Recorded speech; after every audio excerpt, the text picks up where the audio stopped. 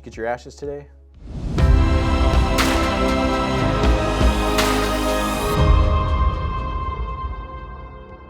Brandon Riojas here, seminarian for the Archdiocese of Galveston, Houston, representing Christ the Good Shepherd on this Ash Wednesday of 2026. Ash Wednesday, back to fasting and Lent.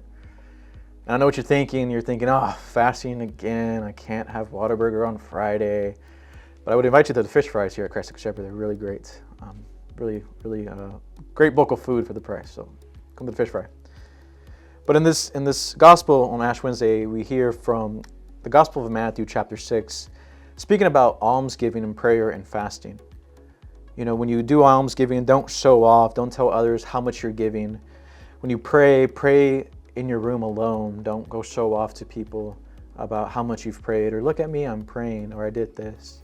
And same thing with fasting. Don't complain that you are fasting, or tell others, oh, well, I fasted for this amount of time, and man.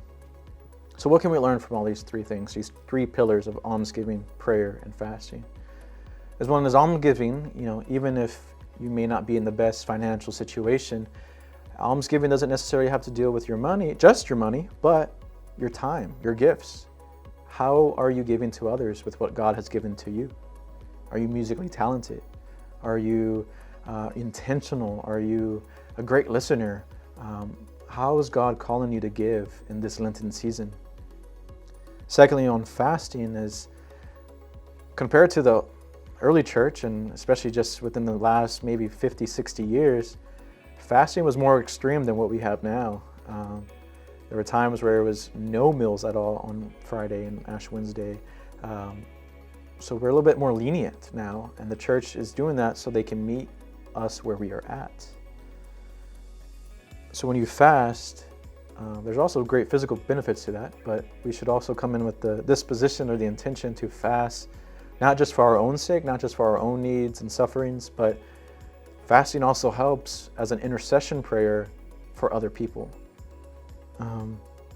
And if you struggle to fast, and so maybe you do tell people, hey, I'm fasting, you know, to keep you accountable. That works too. But we never want to say, look at me, or I've done this, look at my great works, because they are not of our own works, but that of what God has allowed us to do.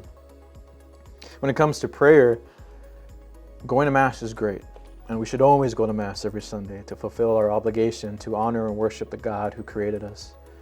But prayer is also just more than Mass. We are also called to personal prayer.